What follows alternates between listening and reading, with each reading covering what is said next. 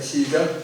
장형 엘리압이 다윗의 사람들에게 하는 말을 들은지라 그가 다윗에게 노를 바라여 가로되 네가 어찌하여 이리로 내려왔느냐 길에 있는 양을 네게 맡겼느냐 나는 내 교만과 내 마음의 완악함을 아노니 네가 전쟁을 인도하더라도 다윗이 가로되 내가 무엇을 해야 하니까 어찌 이유가 없으리까 하고 돌이켜 다른 사람을 향하여 전과 같이 말하매 백성이 전과 같이 대답하니라. 혹이 다윗의 한 말을 듣고 그것을 사울에게 고하였으므로 사울이 다윗을 부르니라. 다윗이 사울에게 고하되 그를 인하여 사람이 낙담하지 말 것이라.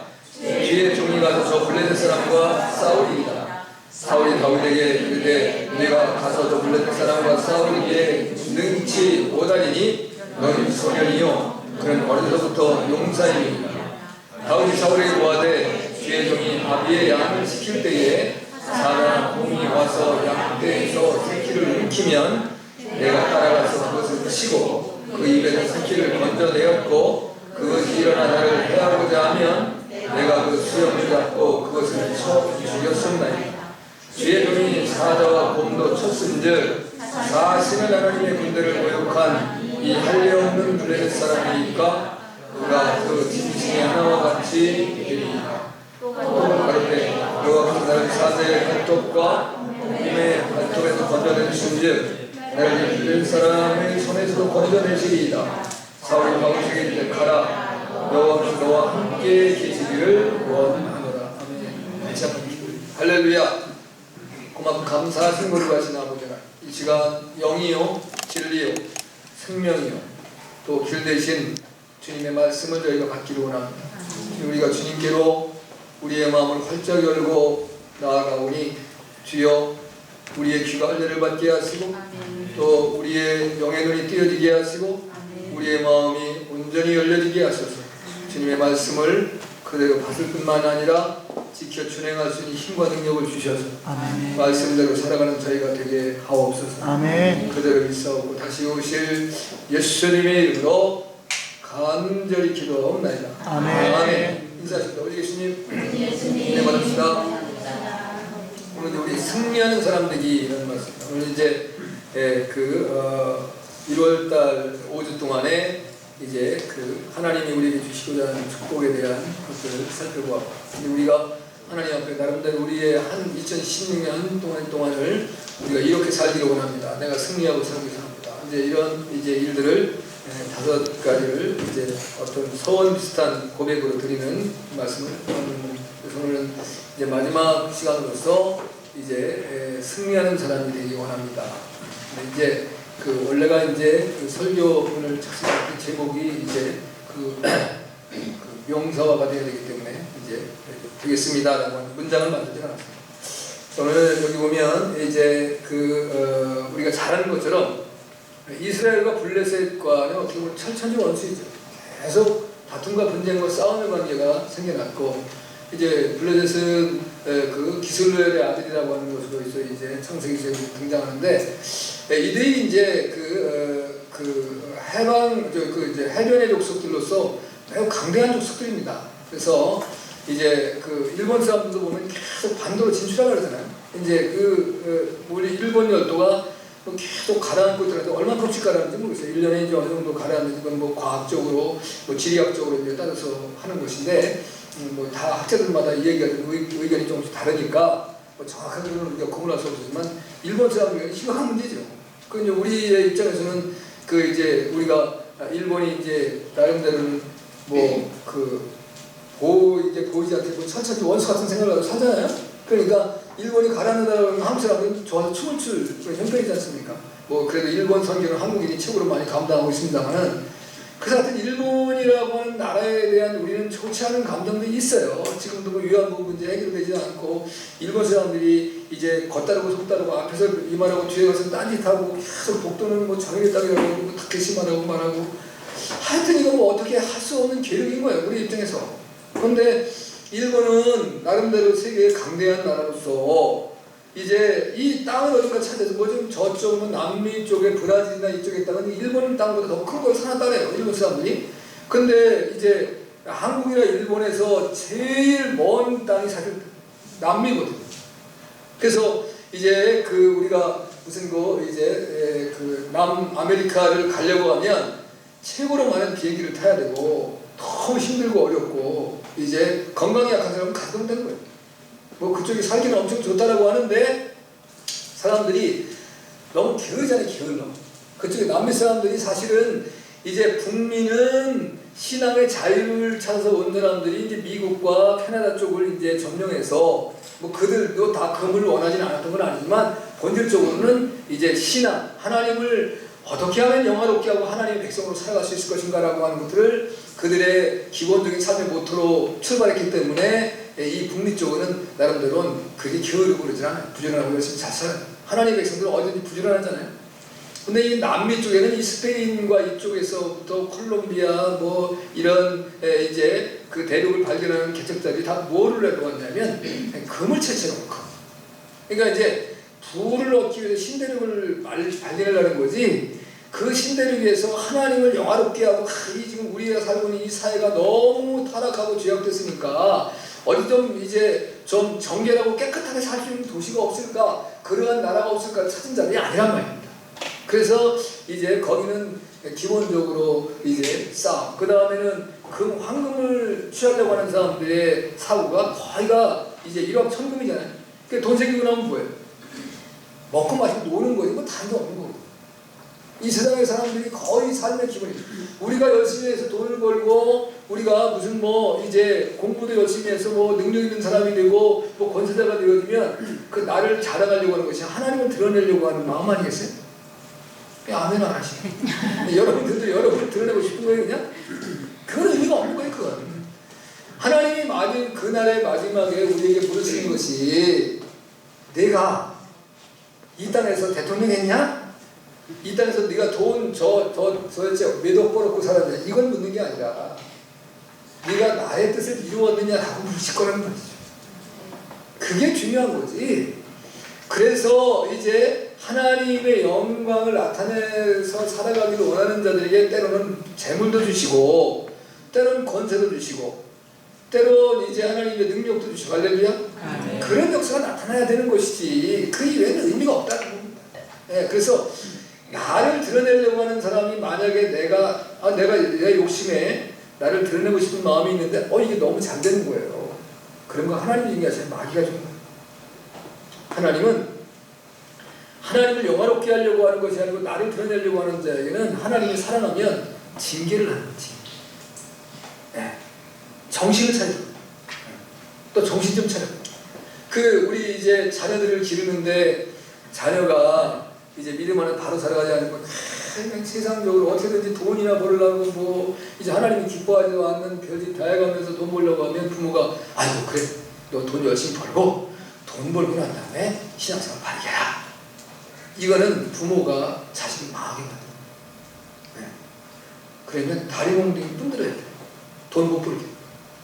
말을 해서 말을 안 들으면 그 죄악되게 돈 벌어서 뭐라고 해요. 지금도 믿음이 좋지 않은데 돈이 생겨봐요. 돈이 생겼는데 믿음이 좋아지겠어요? 세상에 연락이 빠지는 거죠. 그러니까 디모데 후서 3장 1절에서 5절의 말씀을 다 마음에 끼워야 돼요. 말세에 고통하는 때가 이제 그건 뭐냐 하면 우리 말세는 두 가지로 오는 거예요. 전체적인 세상에 이제 끝나는 때가 오는 게 말세예요. 개인적인 말세는 내 인생이 끝나는 거예요. 아멘 안 하시네? 아멘. 내 인생이 끝나는 게 나에게 말세야. 나 인생이 그런데 그때 그걸 우리 신앙적인 개념으로 잡으면 우리 신앙인들이 믿음의 고난이 오는 게 말세. 근데 믿음이 어려워지는 게. 근데 전에는 참 주님이 너무 기쁘고 주일이 기다려지고 이제 어떻게든지 좀 교회를 좀 가까이 하고 가고 기도하고 싶고 어디 사람을 만나면 예수님을 자랑하고 싶고 미치겠어요. 막 가슴이 이제 한번 뛰고 끌어올라가지고 견딜 수가 없어요. 예레미야가 이제 하나님을 부름 받았을 때 그러잖아요. 하나님 내가 뭘 할 수 있겠습니까? 그때 하나님께서 야 녀석아 내가 내 어머니 모태에 내가 생겨지기 전에 내가 정자가 난자를 만나가지고 착상되기 전부터 내가 너를 택했다. 하나님 말씀하셨어요. 그래서 이제 하나님의 일을 감당케 하는데 예루살렘 23년을 동일한 말씀대로 다른 거 없어요. 회개하지 않으면 심판을 받는다. 그래 이제 백성들이 회개 안 해요. 그러니까 나중에는 이제 그래서 바벨론에게 항복해라. 그게 사는 길이다. 그래야 나라도 지키고 성전도 지키고 너희의 믿음도 지키고 너희의 자녀도 지킬 수 있다. 그런데 친애굽의 정책을 쓰는 거예요. 그런 사람들이 시드기야를 원래 시드기야는 자기를 왕이 될 수 있는 사람이 아니에요. 아잡이에요. 그러니까 이제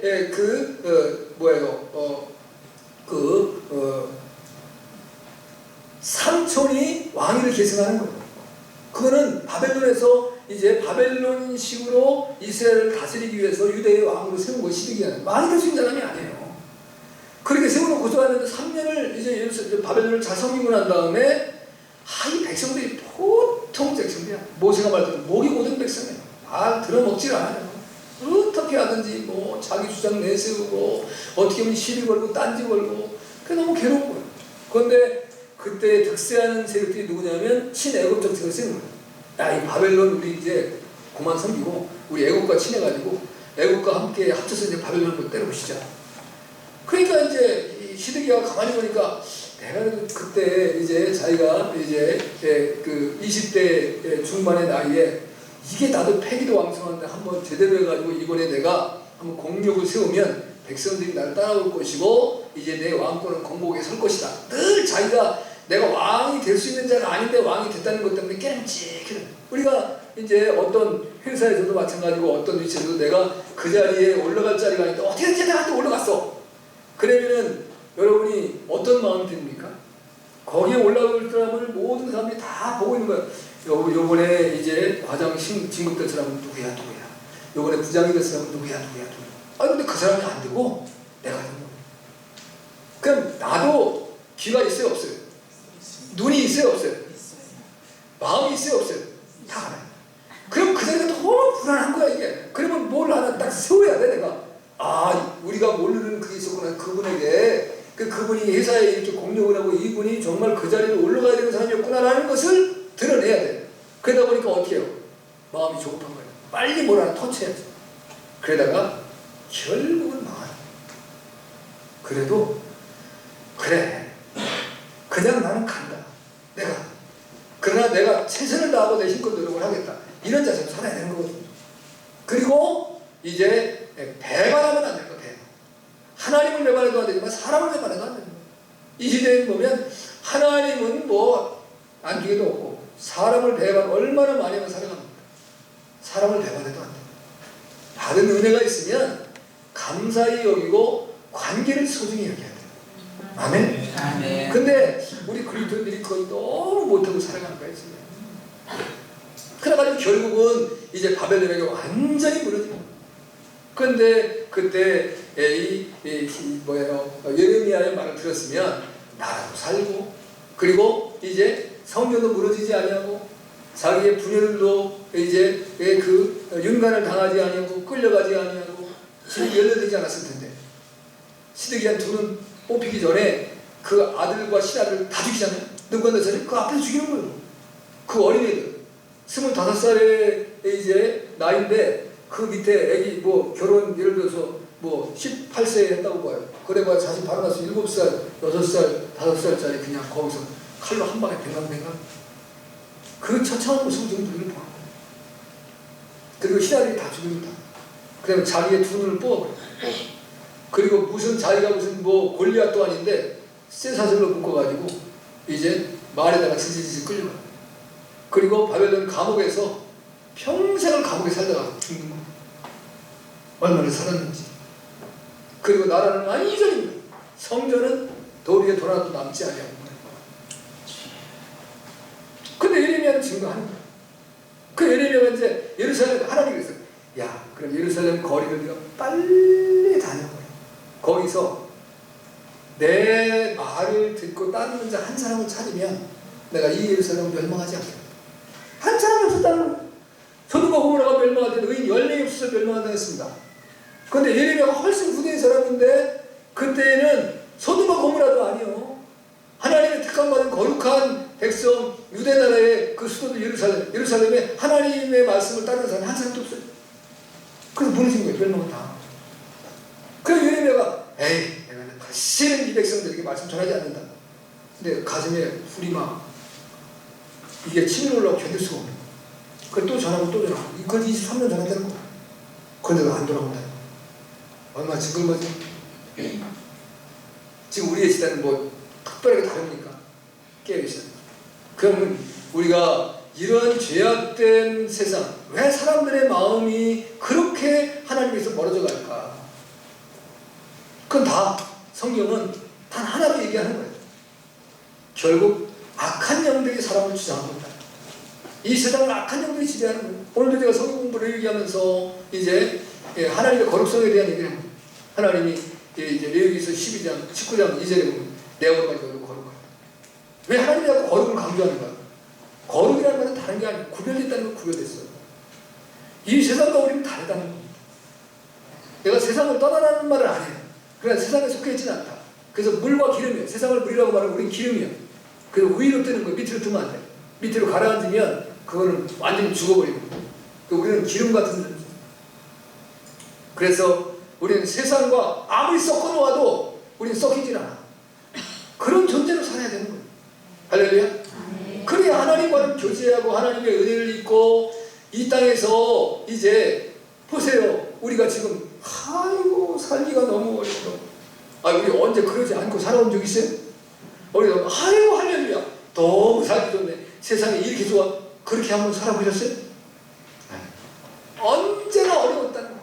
그땐 그때대로 어려웠어요. 지금은 지금대로 어려워요. 앞으로 가면 더 어려워요. 그런데 마지막에 주님이 이제 공중재림을 하시고 나서, 공중재림은 우리가 너무 살기 좀 편할 때 오세요. 우리 눈은 못 보이지만 대인권 밖으로 오시니까. 그리고 난 때에 이 세상은 정말 살기 어려워.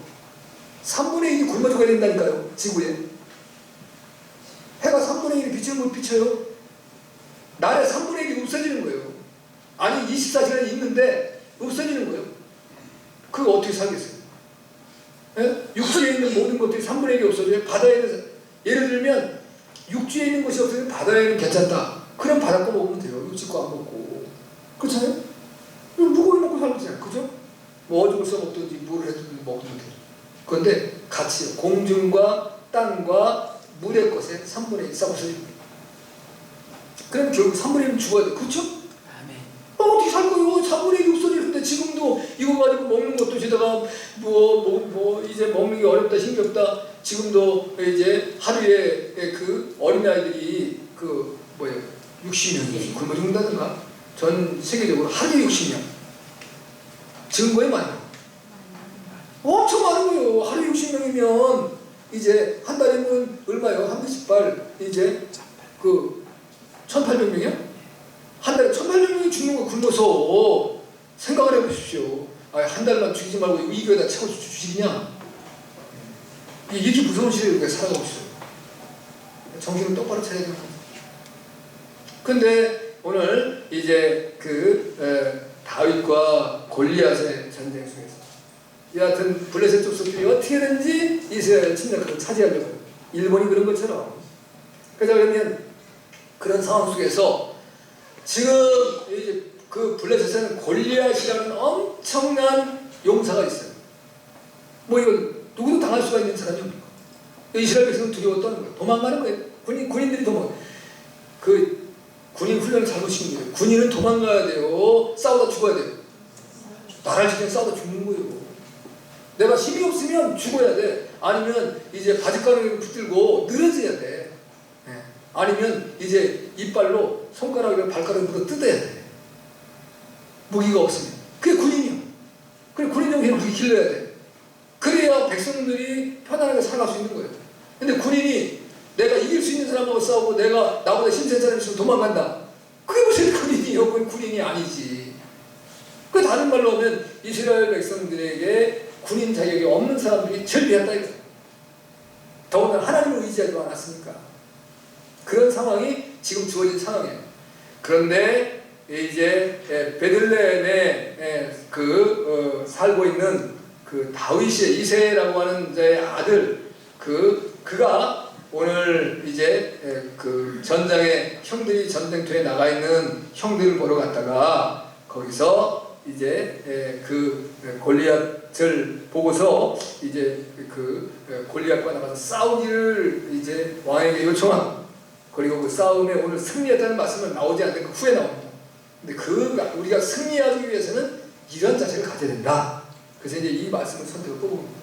오늘 본문의 말씀을 통해서 여러분들 이 안에 또 승리하는 복된 삶을 살아갈 수 있는 것을 축복합니다. 아멘. 첫째는 가서 대적과 싸워야 됩니다. 승리하는 사람이 가서 대적과 싸워야 돼요. 대적이 우리 앞에 있으면 가서 싸우는 거예요. 대적이 없으면 싸울 일이 없어요. 그런데 대적이 있으면 나가서 싸우는 거예요. 오늘 이 32절 보니까 고하되 그를 인하여 사람이 낙담하지 말 것이라 뒤에 눈이 가서 저 블레셋 사람과 싸우리이다.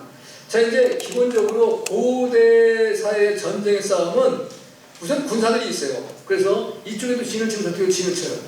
그러면 그 앞에 나와서 전쟁을 하기 위해서 싸움을 막 이제 불러일으키는 사람이 있어요. 그게 이제 강대한 자예요. 그 다음에 지금의 전쟁에서는 뭐 무기로 싸우고 그러기도 하고, 무슨 뭐 장군이 앞에 나가서 싸웁니까? 장군은 지휘소에서 지휘하는 거예요. 그리고 이제 그 군사들이 나가서 싸우는 거예요. 근데 예전에 그렇잖아요. 장수가 나가서 싸워요. 장수가 싸워서 이제 승리하는 그 이제 편에 패배한 편이 굴복하는 거예요. 장수가 지고 나면 그 밑에 병사들은 이건 뭐 싸움의 전율 자체를 상실하는 거예요. 그리고 패배하고 굴복하는 거예요. 근데 이 골리앗이라고 하는 자가 나와 40일 동안 이야기하는 거예요. 이스라엘을 비웃고 깔보고 이제 하나님의 이름을 이제 욕하고 그런 모습이에요. 야, 니네 나라에 없냐? 하나 좀 나와봐라. 아니 내가 적어도 40일 동안 나와서 얘기했는데 한 사람이라도 나와야 될 거 아니냐. 니들이 그래가지고 어떻게 전쟁하겠냐. 그러니 지금 이거 얼마나 권고한 가운데 백성들이, 군사들이 이제 도망가기 시작하는 거야. 아이고 이러다가 우리 다 죽어버리겠구나. 큰일 나겠구나. 그런 상황이 지금 주어진 거예요. 그런데 이제 베들레헴에 그 에브라스 살고 있는 이세라고 하는 분이 8명의 아들이 있었어요. 근데 이제 그 중에 이제 성경에 보면 나중에 다윗이 이제 7째로 등장하기도 하고, 오늘은 뭐 8째란 말이 아니라 막내 아들이다. 그 이제 말째 아들이라는 표현을 사용했는데, 그 이제 다윗 이제 그 제일 큰 형이 이제 엘리압이잖아요. 그 다음에 둘째가 아비나답, 그리고 셋째가 삼마인데, 이 큰 아들, 둘째 아들, 셋째 아들은 나름대로 장성하고 또 용맹스러운 군자로 나아요. 그러니까 이제 기본적으로 로마가 이스라엘 지배할 때도 이제 제일 그 로마 시민 중에서도 그 으뜸으로 치고 나름대로 아니제 최고의 권력자들 빼고 난 다음에는 백성들 중에서는 괜찮은 지위와 권세를 누리는 자가 누구예요? 군이냐, 군. 나라가 이제 혼란스럽고 이제 힘들고 그럴 때는 최고의 힘을 가진 사람이 군이냐, 군. 그러니까 이스라엘 가운데서도 일반 하나님의 제사장과 왕과 선지자 빼고서는 백성들 중에 최고의 계층이 군인들. 군인들은 놀라운 축복. 자, 이제 미국도 이제 미국의 여러 가지 사회 계층에 뭐 자산자도 부자도 있지만, 미국에서 그 이제 쉽게 말하면 제3세계 사람들, 그러니까 이제 우리 대한민국이 됐든 동양인이 됐든 뭐 아니면 이제 아프리카나 또는 이제 남미 쪽에나 또는 이제 그 동남아시아나 이런 사람들이 그 미국에 들어가서 사는 데 있어서 가장 좋은 직업이 군인들인 거예요. 근데 그 군인 되는 게 쉬워요, 어려워요? 쉽지 않습니다. 그러니까 이제 군인 되고 싶은 거예요. 제가 중국에도 가보니까 중국에서 그런 얘기예요. 중국에서는 중국 사람의 하나의 꿈은 뭐냐면 공산당원이 되고 싶은 거예요. 공산당원. 중국이 지금 이제 13억, 이제 뭐 실제로 하면 15억 된다 그러잖아요. 뭐 정확히 쉬어볼 수가 없으니까.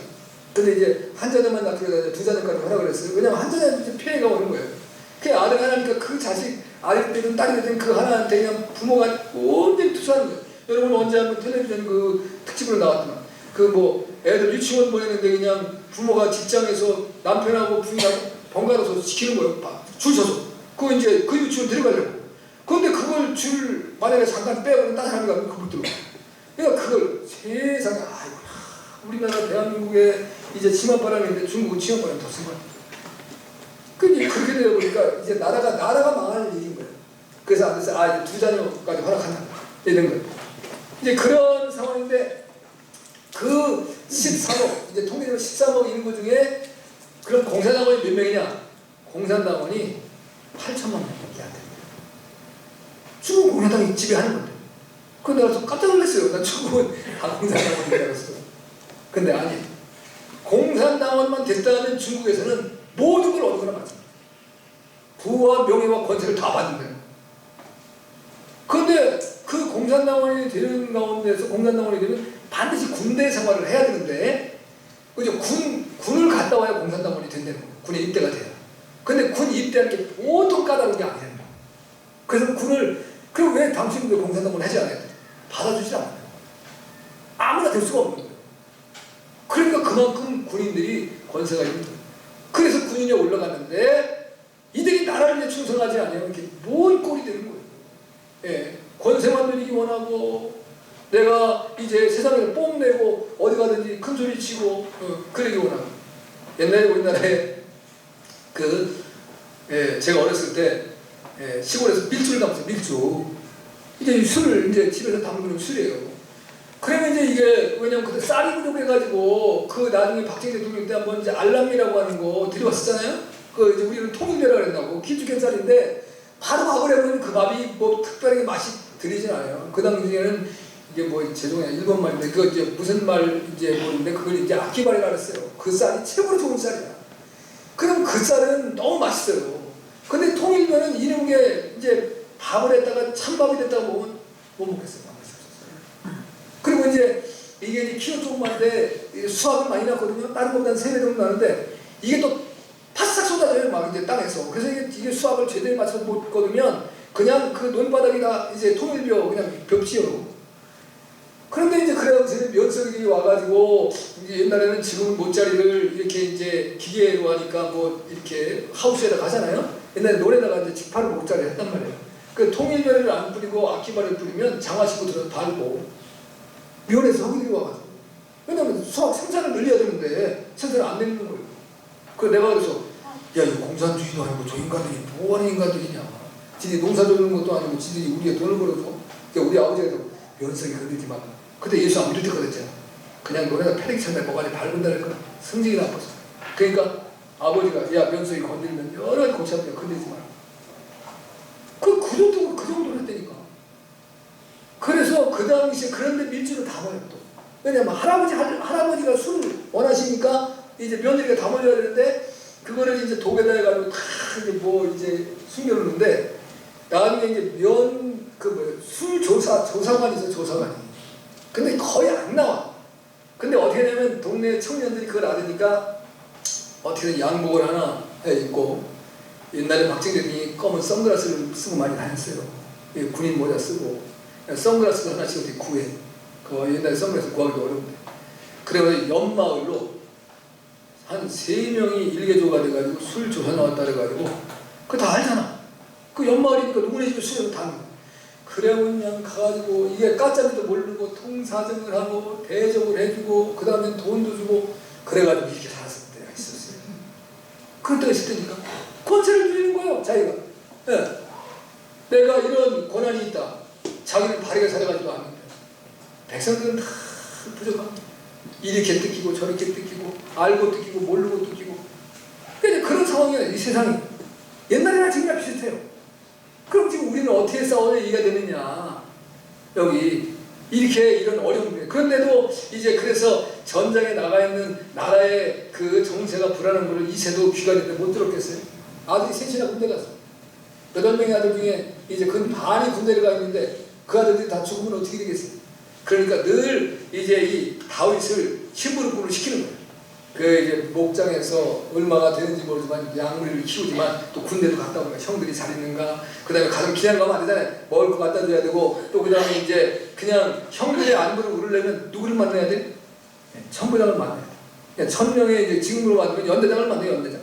연대장 쭉 만나야 이제 연대장과 대대장이랑 이렇게 만나가지고 이제 우리 형님들 좀 보러 왔는데 좀 대면을 해주세요. 그러면 그 이제 높은 상관을 만나려면 그냥 가야 돼? 뭘 가져가야 돼? 가져가야 돼. 그러니까 치즈 10덩이 가져가는 거예요. 그 당시에 치즈가 이제 양의 젖으로 만드는 게 귀한 거잖아요. 지금도 치즈도 귀하지만 그냥 귀한 걸 갖다 주는 거예요. 그 형들도 먹을 것도 갖다 주고. 근데 딱 가는데 보니까 누가 빽빽 소리를 지르는데 보니까 이게 무슨 뭐 이제 중무장을 하고 그 다음에 이렇게 있는 이 모습을 보니까 이게 좀 이상해. 그래갖고 질문을 하는 거예요. 질문을 지금 뭐 지금 전화가 어떻게 되는 겁니까? 했더니 큰 형인 엘리야도 딱 다윗을 보니까 저 녀석이 지금 어린 거지. 지금 여기 와서 지금 뭐 쓸데없는 아버지 심부름이나 잘 하지.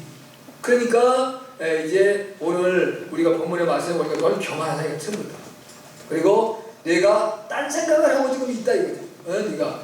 근데 너무 전황이 어려우니까 사울이 뭔 얘기를 하냐면 왕이 누구든지 이 전쟁에서 저 골리앗을 물리치는 사람에게는 내가 이제 엄청난 대우를 해주겠다. 그 예우를 해주겠다는 것을 분명하게 얘기하고 있는데 거기 보면 많은 재물로 저자는 부하겠다.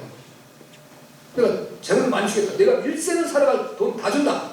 그 다음에 내 딸을 이제 이긴 장수에게 주어서 부마를 삼겠다. 그 대통령이 사위되는데 왕이 상위가 되는데 쉽게 쓰여 좋겠어요. 엄청 그렇지 누구든지. 근데 좋은데 목숨이 믿게요. 하나님과 못 가는 거예요. 이제 그게 다 그림의 떡이에요. 가서 조금만 죽일 수만 있으면 저거 내 것이 되는데 다 그 생각을 했겠죠? 안 했겠어요? 여러분 그런 조건을 내세우면 여러분들 싫으시겠어요? 좋으시겠어요? 생각은 해보는 거지. 한번 가볼까? 어떻게 해갖고 저거를 죽여야 될까? 생각을 하겠지. 그런데 갈 수가 없는 거예요. 또 하나를 준 게 뭐냐면 그 아비집은 이스라엘 중에서 자유하게 하셔요. 자기가 하고 싶은 대로 하는 거예요. 누구도 그걸 막을 수 없어요. 그런 놀라운 세 가지 조건을 내고 다윗이 언뜻 들었어요. 도망가면서 군사들이 하는 말을 듣고 난 다음에 그 말이 사실이냐? 당신들이 이거 한 말이 무슨 말이냐?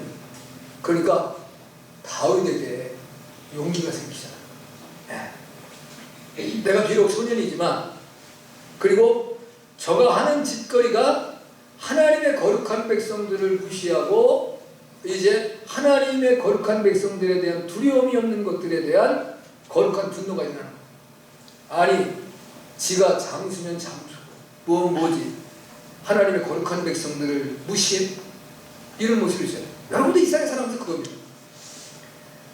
여러분이 세상 사람들에게 선을 베풀어야 되고 사랑을 베풀어야 되고 또 그들을 또 섬기기도 해야 되는 것이 있지만 하나님과 예수님과 교회를 모독하는 일에 있으면 여러분들이 의문을 품어야 돼요. 아멘. 아멘. 근데 가끔 보면 하나님의 교회 중직자들은 사람들도 세상 사람들과 같이 교회를 욕하고 목사를 욕하고 장로를 욕하고 하나님의 교회를 무너뜨리는 사람들이 얼마나 많은지 몰라요.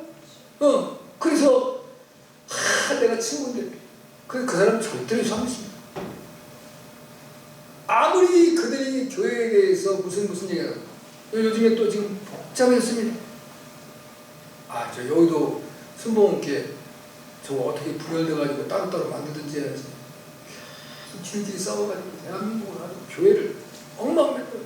저 지난해는 조영기 목사 아들 가지고 싸우더니 이제 그 문제 해결되니까 조영기 목사 가지고 싸워가지고 지난번에 이제 그거 사실은 이제 보석으로 집행유예 풀려났지만 됐거든요. 요번에 또 800억을 벌었어요. 800억을 이제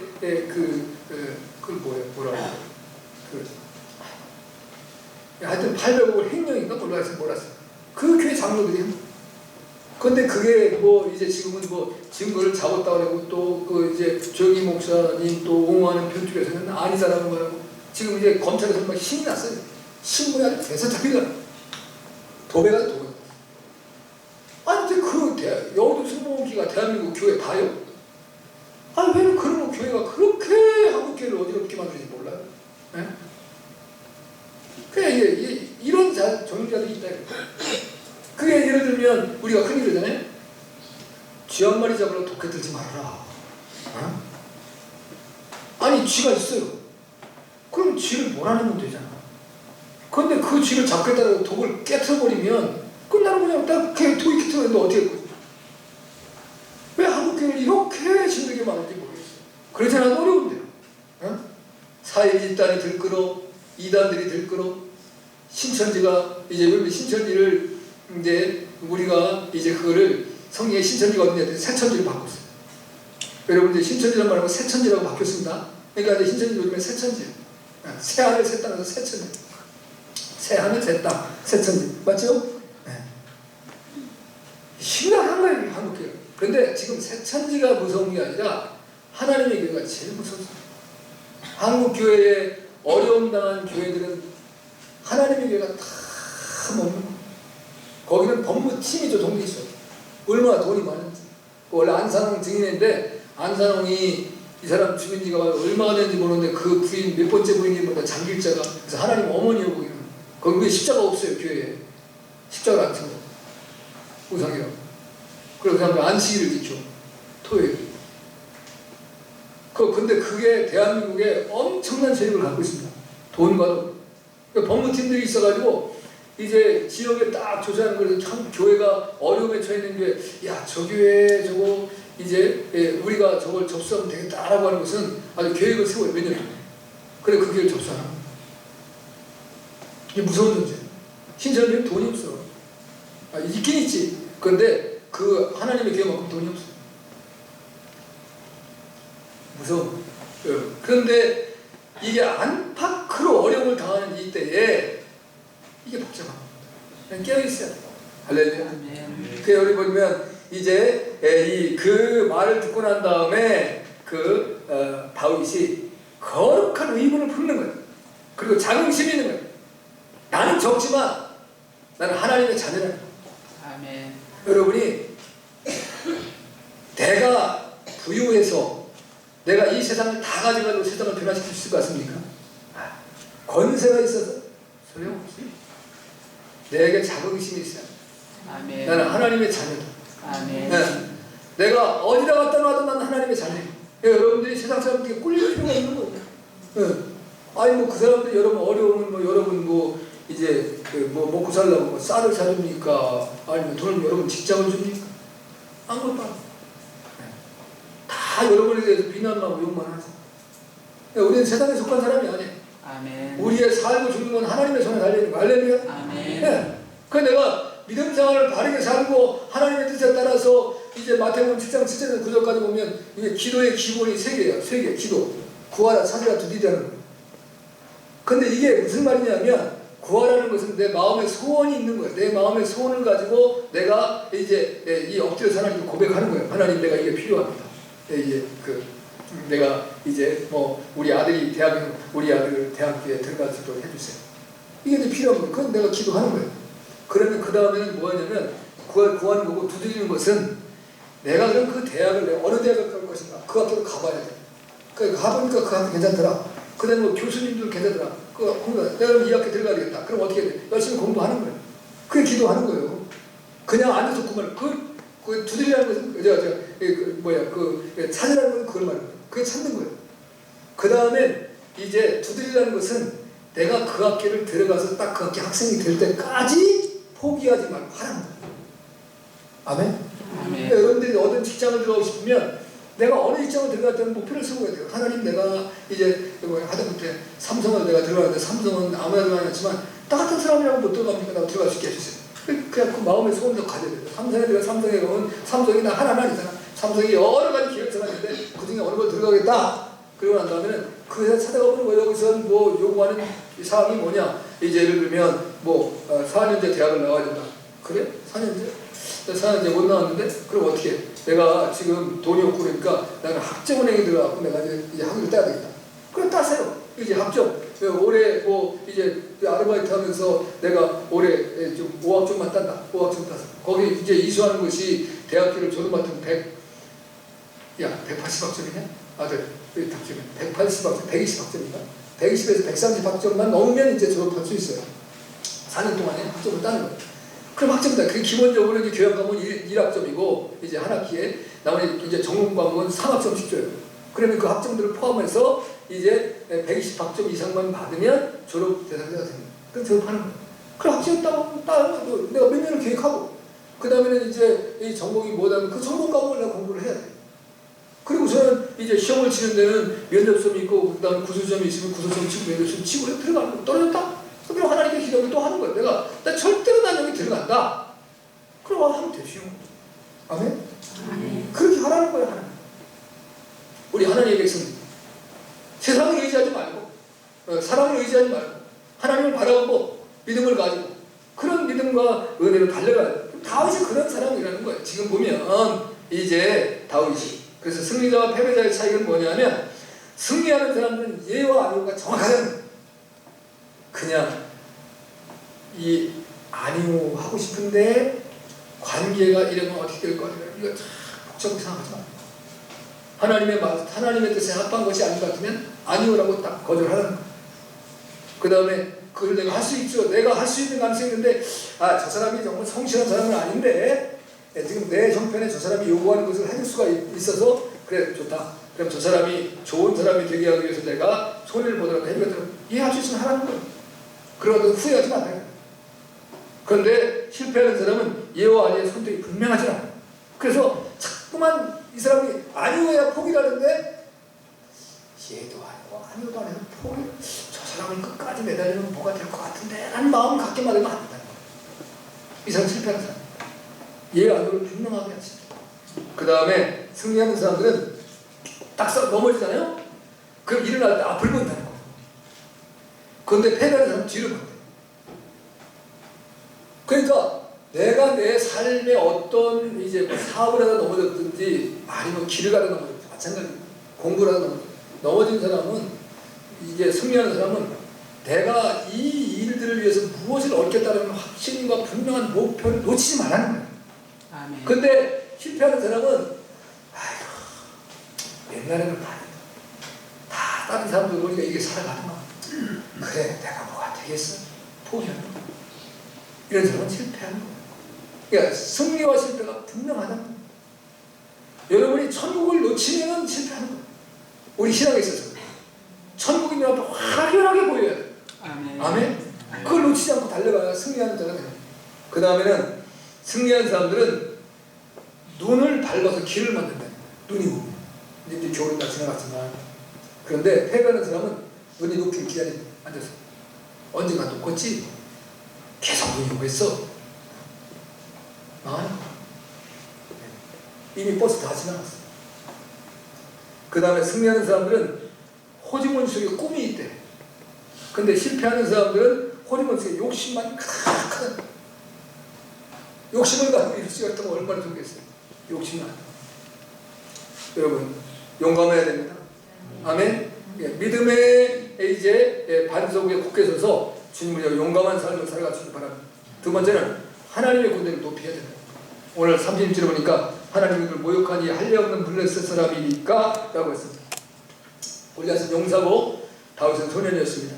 이제 다윗의 고백을 보면 34절 35절에서는 다윗이 사울에게 구하되 주의 종이 아비의 양을 지킬 때 사자나 곰이 와서 양떼에서 새끼를 움키면 내가 따라가서 그것을 치고 그 입에서 새끼를 거둬내었고 그것이 일어나 나를 해하고자 하면 내가 그 수염을 잡고 쳐 죽였네. 여러분 사자와 곰하고 싸워서 어떻게 이겼어요? 여러분 싸우면 이길 것 같아요? 소용없어요. 멧돼지 한 마리도 못 이겨. 네, 못 이겨. 정말 저는 이제 싸나온 개하고도 싸우고 못 이겨. 그런데 다윗은 사자와 곰과 싸워서 이겨요. 할렐루야. 아멘. 네, 그 하나님께서 여기서 보면 그가 고백하는 것은 이제 그것과 싸워서 자기가 이겼던 자기인데 더군다나 하나님의 사실은 하나님의 군대를 모욕한다. 살아계신 하나님의 군대를 모욕하면 누굴 모욕한 거예요? 하나님을 모욕한. 그리고 할례 없는 백성들은 구약의 이스라엘 백성들은 할례가 구원의 표징이에요. 우리는 구원의 표징이 뭐예요? 세례예요. 세례. 그걸 놓치면 큰일 나. 그래서 예수 그리스도를 나의 구주로 영접한 사람들은 반드시 세례를 받아야 돼요. 어떤 사람은 나 같은 사람은 아직도 이제 제 문제가 해결이 안 되는데 어떻게 세례를 받습니까? 겸손한 것 같은데 최고로 교만한 거. 구원이 없는 거. 세례를 받아야 돼요. 어떤 사람은 세례를 안 받으려고 막 그래서 아이고 참 대단하시네. 자기 의가 살아있어서 그런 거예요. 하나님의 의를 이루는 거예요. 예수님도 세례를 받으신 것은 예수님이 구원의 증표가 세례인 것을 보여주기 위한 거예요. 할렐루야. 아멘. 세례를 받으세요. 그러니까 이제 세례도 못 받고 하나님의 백성도 아니고 하나님의 이름을 이제 모독하는 이 골리앗을 그냥 두겠느냐? 자기는 하나님의 이름을 높이려고 하는 마음이 있어요. 어떻게 하든지 저 하나님의 이름을 높여야 돼. 할렐루야. 성경에는 우리가 싸워야 될 대상을 에베소서 6장에서 말씀하실 때에 크게 세 가지를 얘기합니다. 우리가 싸워야 될 대상은 진짜 마귀라 했어요. 그리고 두 번째는 정사와 권세와 세상의 어둠의 주관자들이라고 했습니다.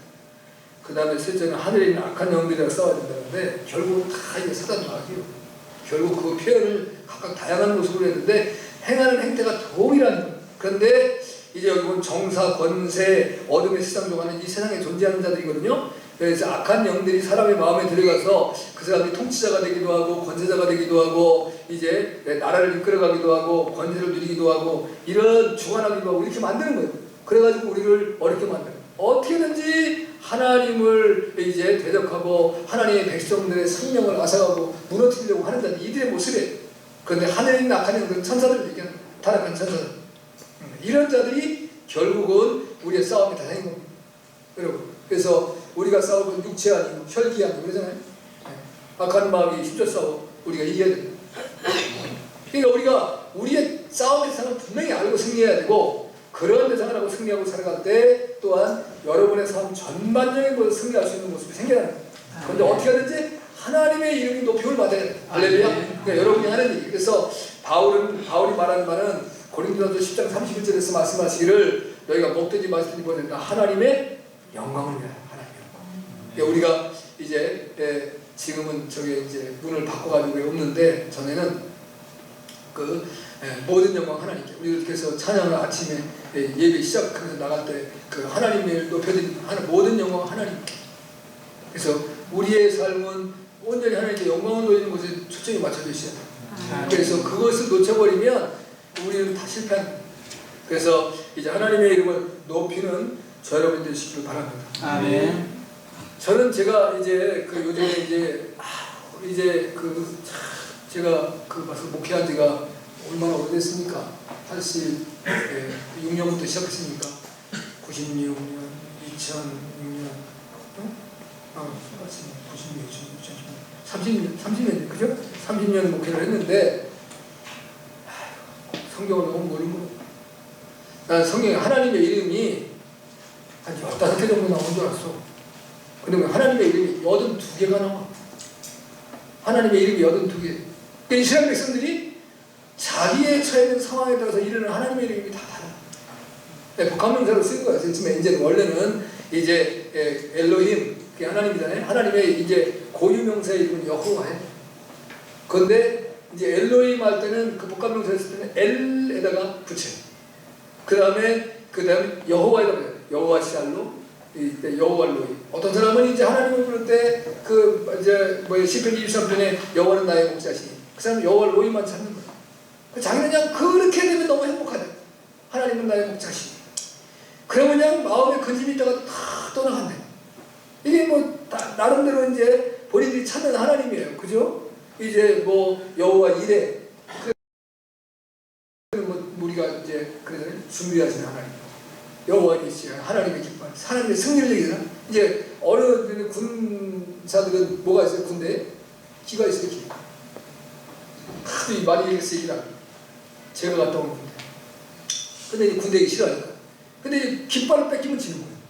그래서 이제 싸워가지고 승리하면 마지막에는 결국은 아무리 무기가 발달됐어도 이제 보병이 최고예요. 왜 보병이 최고냐면 이제 진지에 가서 깃발을 딱 꽂아야 이렇게 되는 거예요. 여러분 어몽길 산악인 인사예요. 이분들 에베레스트 이제 최고봉들 오르면서 거기다 뭐하여 올라가면 태극기 딱 보고 사진 찍고 내려오는 거예요. 그래서 내가 거기 갔다 요즘에는 합성이 뛰어나서 어떤 사람이 안 가고 합성으로 해서 올릴 수 있을지 모르겠어요. 그런데 그 깃발을 올리는 거예요. 그러니까 깃발은 승리야, 승리. 내가 이걸 정복했다. 네. 그러니까 하나님의 이름은 다 이름으로 불려지는 거예요. 그런데 82개의 이름이 있다는 거예요. 이건 언제 다 설명을 다 하겠어요. 언제 이걸 날 잡아가지고 교육시간을 해야 돼요. 대단한 거예요. 그 하나님의 이름을 높여드려요. 아멘. 아멘. 네, 여러분이 이제 저 여러분 하나님을 높일 수 있는 은혜가 있길 주님을 축복합니다. 아멘. 마지막으로는 여호와의 구원을 확신해야 돼요. 하나님의 구원을 확신해야 돼요. 그러면 내가 하나님이 나를 구원하신다라는 그 확신이 없으면 싸울 수가 없고 생명은 하나라니까요. 네. 제가 이것도 한 얘기 또 한다는데 할 수밖에 없어요. 옛날에 시골에는 라디오도 없고 텔레비전도 없고 그런 집이 거의 다였어요. 그 당시에 트랜지스터 하나 있으면 최고의 집이야. 우리 학교 다닐 학창시절 때.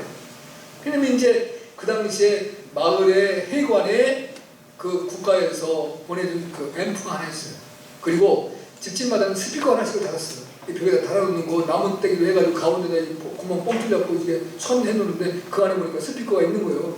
그리고 그거를 이제 정확하게 그 선 이름을 모르는데 삐삐선이라고 불러서 우리는 그냥 삐삐선 그거 이제 있어가지고 그러면 마을에서 이제 기본적으로는 마을의 공지사항을 하는 거예요. 이제 이장이 여보세요 이제 마을 이장입니다. 여러분 오늘 이제 또 좋은 하루 됐습니다. 하루 이제 즐겁게 생활하시고 알려드릴 말씀은 이제 박씨 아저씨 아시죠? 그분이 오늘 해먹을 맞았는데 이제 아침을 대접한다고 합니다. 몇 시까지 마을 분들은 다 이제 이 손을 놓고 와서 이제 식사하시고 이런 거 했거든요.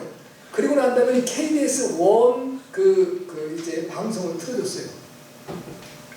근데 그 방송에서 이제 거기도 방송이 나오니까 뉴스도 나오고 극이나 연속극이 나오는데 그 연속극에서 하나 이제 사람의 생명은 다 소중하다는 것을 참 그때 이제 그걸 이제 뉴스는 남겼지만 그걸 들었던 기억이 나요. 여러분 요리 중에 생존이 복이라는 요리가 있어요. 복 아시죠? 네. 복이 상당히 맛있습니다. 이제 복은 이제 저는 매운 걸 별로 좋아하지 않아서 복지리를 좋아해요. 지리는 맵지 않게 매운탕을 끓이는 거예요. 근데 복이 종류가 상당히 많아요. 항복이 좋다는데 가시복도 있고 하여튼 복은 진짜 맛있어요. 복을 드시면 시원하고 그런데 복에는 뭐가 있어요? 독이 있어요. 독. 그래서 이거 잘못 먹으면 큰일 나는 거예요. 그 피에 독이 있고 그 다음에 또 뭐에 독이 있더라. 그래서 이걸 함부로 먹을 수가 없어요. 근데 그 요리사가 훌륭한 요리사가 해야 되는데 이 한 집에서 큰 이제 집이야. 집인데 복 요리를 끓였는데 서로가 못 먹는 거예요. 눈치를 보고. 이게 이제 아버지도 못 먹고 엄마도 못 먹고. 왜? 자기도 먹고 죽을까. 근데 그 집에 이제 얻어먹는 사람이 문 앞에, 대문 앞에 있는 거예요. 그러니까, 방법이 없다. 저 분에게 한 그릇을 잘해서 갖다 드려라. 그래서 먹고 그분이 안 죽으면 먹고. 근데 그분이 죽으면 그냥 안 먹으면 되는 거예요. 근데 이제 아들한테 신문을 시켰는데, 한 30분 동안 가는데 끝도 없어! 그러니까, 안 죽었네? 다 먹고 나가서 주인들이 오니까는 그릇을 달라니까 그제서야 그릇을 하고 자기가 먹는 거요. 이 사람도 자기는 거지지만 자기 생명이 소중해. 그래서 이제 주인보다 그 사람이 더 지혜로워. 그래서 주인들이 먹고 안 죽으면 나도 먹어야지. 그래서 그릇을 가져갔던 거야. 근데 아들이 가봤더니 거지가 먹고 안 죽었어.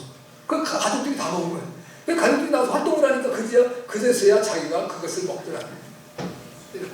생명은 왕의 생명이 됐든 이제 천하 부자의 생명이 됐든 얻어먹는 거린의 생명이 됐든 다 소중한 내 생명 내가 소중히 안 여기는 사람은 그 사람은 나쁜 사람입니다.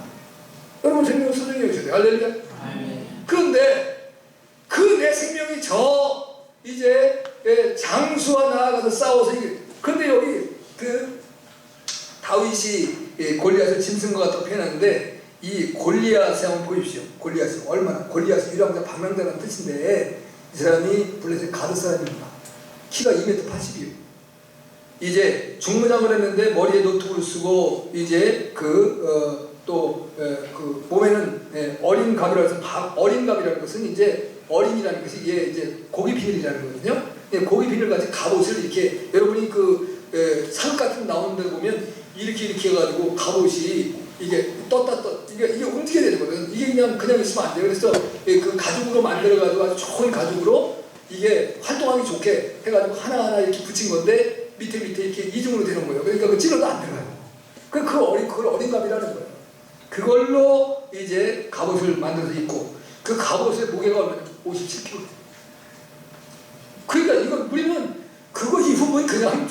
없어. 기운이 없어서. 그 다음부터 당대한 거예요. 그 다음에 어깨 사이에 단창을 그렸어요. 그 단창은 그냥 창이 아니라 그건 이제 가까이 있을 때 그거를 이제 던지거나 해가지고 사람 죽이고 하는 거예요.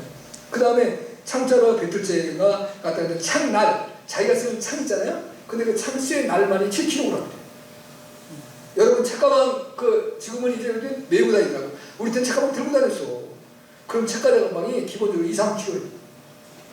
무거워, 가벼워요. 무거워요. 근데 그 창날 자체가 7kg이니까 이거는 보통 사람이 할 수 있는 게 아니에요.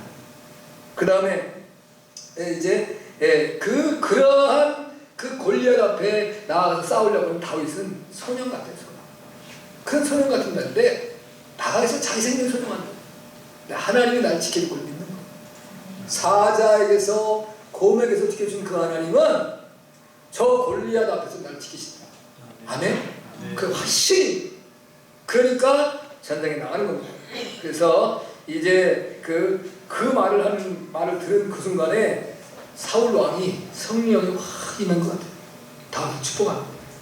오늘 이제 본문의 말씀에 그 37절에 그러잖아요. 사울이 다윗에게 이르되 가라 여호와께서 너와 함께 하시기를 원한다.